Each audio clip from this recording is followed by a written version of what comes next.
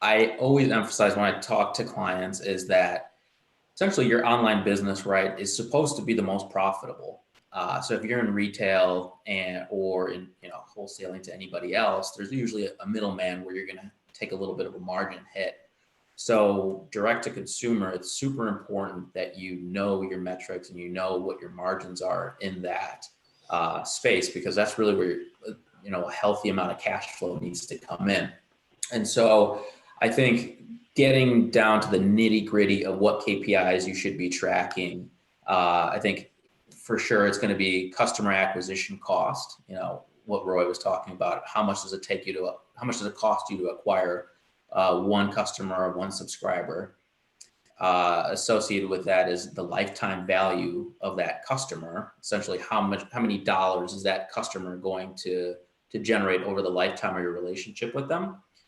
And then obviously going along with that is your gross margin on each sale and what we call contribution margin, which is basically gross margin minus the cost of paid spend or any other marketing costs associated with it.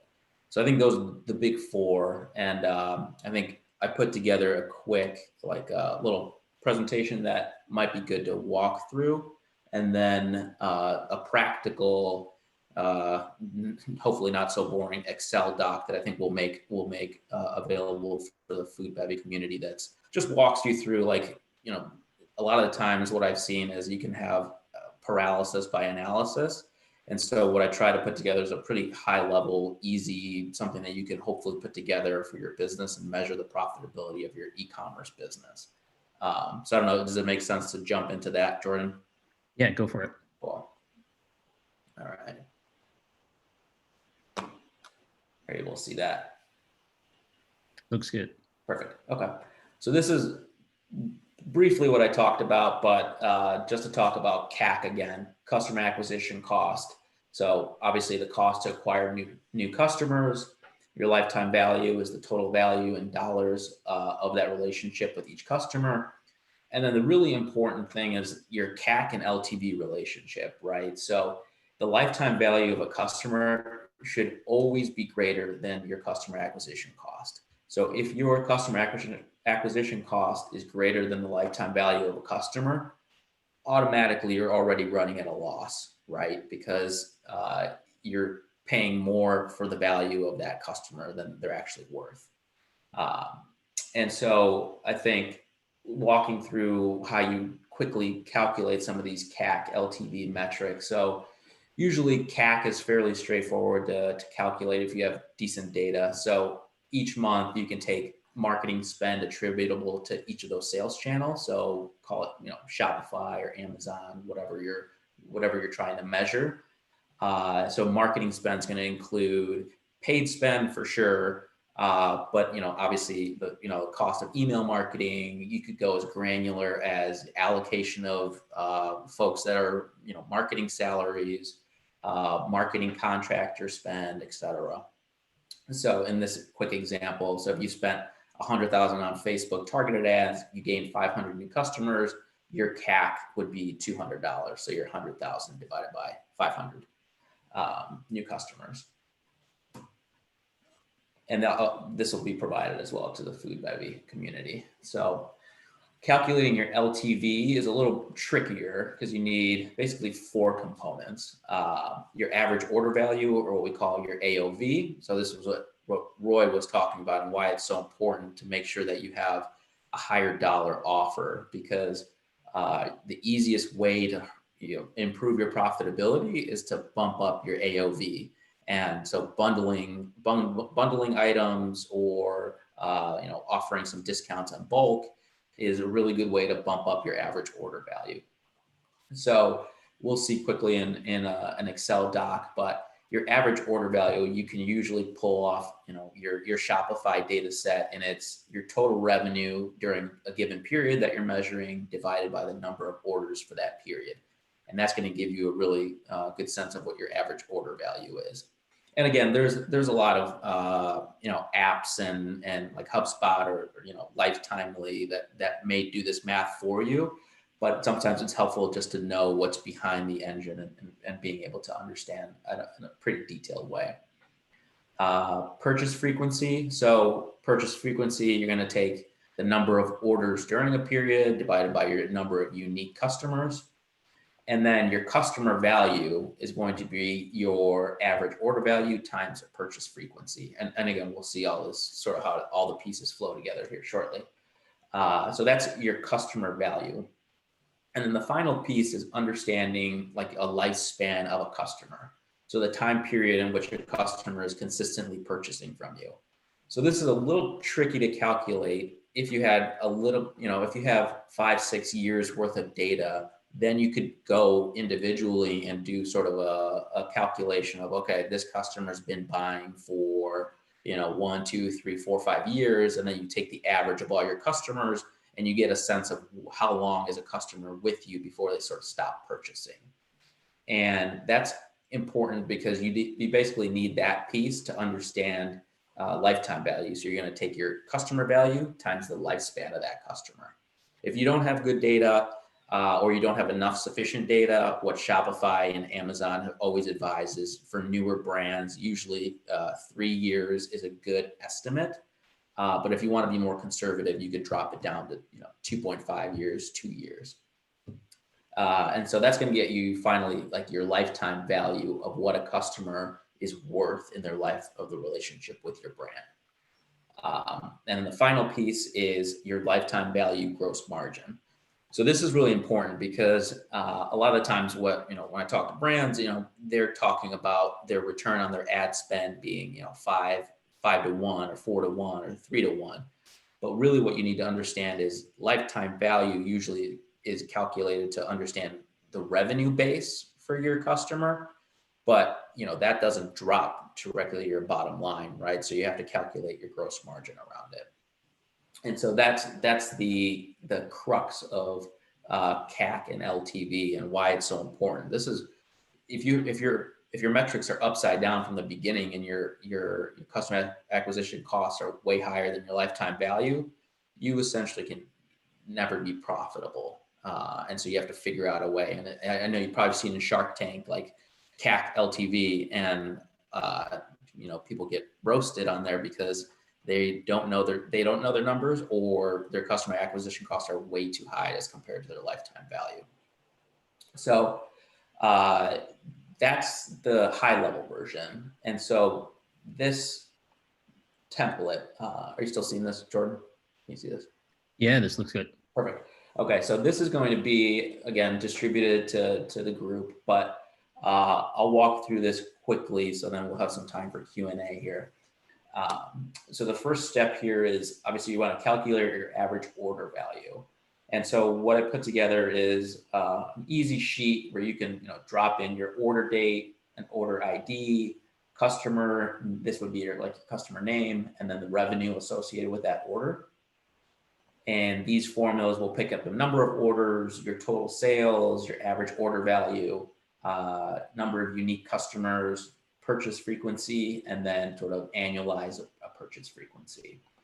So if we come back to the overall summary, so if we take your average order value, so for this business, let's say it's a pretty high order value, but let's say this is a more luxury item or another product that might be higher priced. So in this case, an average order value would be $275.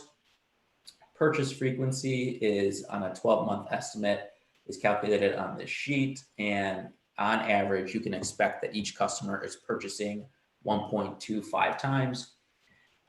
If we estimate that an average lifespan of a customer is 3 years, which again is a decent estimate, but like I said, you could be conservative and drop this to 2 if you're not able to retain as many of the customers, which goes back to Roy's importance of retaining your customers and nurturing those relationships, because the longer you can keep these customers in your brand, you're increasing the lifespan and increasing the lifetime value, which is super important.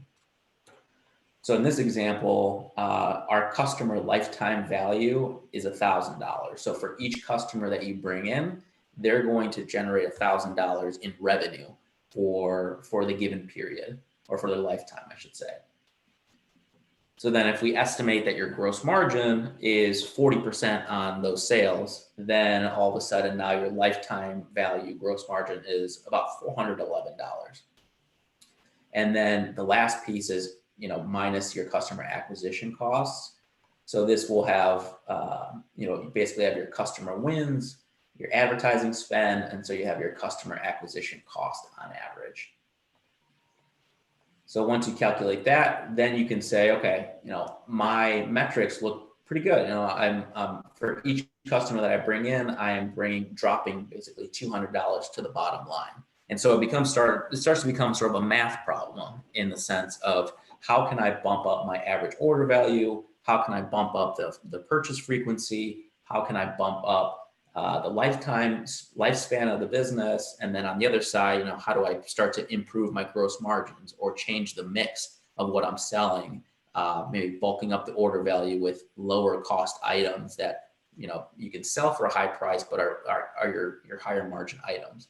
So it starts to become a unique math problem that I think is interesting, and one that you definitely want to be tracking, because if you're upside down on these metrics, you're going to see it and you're going to notice that, the cash flow is not as healthy as it could be. And Alex, this is so incredibly important because I can tell you, like, most brands don't know these numbers off the top of their heads, or even have a sheet where they can just jump into and see. And what's so crucial is that last part you just mentioned, because for a product that's $275, like 1.2 purchase frequency might be fine. But if you're selling something for $30 and in a year, people only buying like once, maybe twice, like your product is not hitting you're not hitting your customer because they don't like your product enough to buy it again over a year.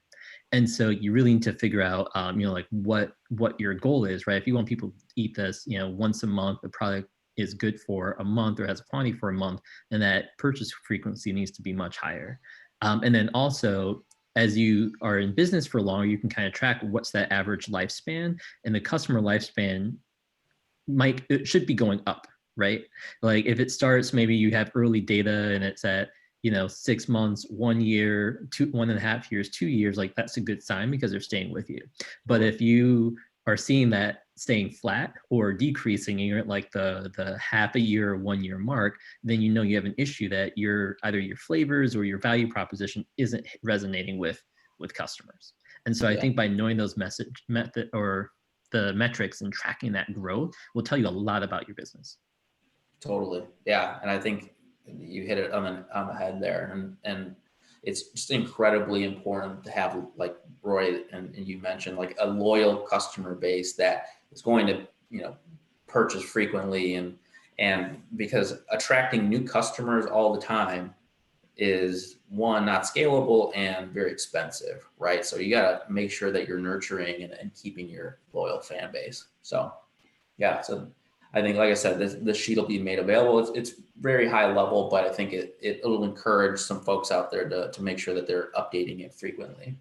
And I think the last piece that I wanted to talk quickly about is, this is at the most granular level, CAC, LTV, and like getting down to the order level. But the other piece that you want to be tracking, and I encourage monthly, is sort of, obviously you're going to have as a business a P&L, but you should have a channel P&L as well. So understanding like each channel's P&L is important. So this is just a quick view of, you could plug in your numbers into this, or just take sort of the analysis around this and think about what it is trying to show. But essentially, like you want to look at each month and say, okay, what was my gross revenue of e-commerce? What were my discounts, my refunds to get to net revenue? I'm going to subtract then all my cost of goods sold. So I consider everything that takes me to produce the product, get the product to my customer as sort of a cost of doing business, or COGS. So your landed COGS, which is going to include packaging, labels, ingredients, inbound freight, all that fun stuff. Picking, packing at your warehouse, 3PL, shipping to the customer, transaction fees associated with, Shopify transaction fees or Stripe or whatever, to get you to your gross margin. So gross margin, obviously net sales minus your COGS. And then finally, sort of what I call variable marketing expenses. So it's going to be your Facebook ads, your Google ads, affiliate, anything that's specific to your business. And then that gets you to what we call contribution margin. So your contribution margin is your gross margin minus all of your variable marketing expenses. And it's super important to know this contribution number because you want to know like a full all-in profitability of your e-commerce business before taking into account like all your other fixed expenses. So like your salaries and all that stuff that would go in operating expenses. And if you're strictly an e-commerce business, you can essentially calculate your break even using your contribution margin. As long as you know your fixed expenses, your office, your wages, insurance, whatever, you can take your fixed expenses divided by your contribution margin percent, and that's going to basically back into what you need to do in revenue each month to break even. So it's a really good exercise to do to understand like what it takes to actually get to a break even point / profitability. And then the final piece is just doing this on a month to month basis. So you start to look at the trends and see how you're doing, and then on a year over year basis. So super important. I think P&L review obviously should be done monthly, and being able to slice and dice your P&L by the channels, I think is my main message.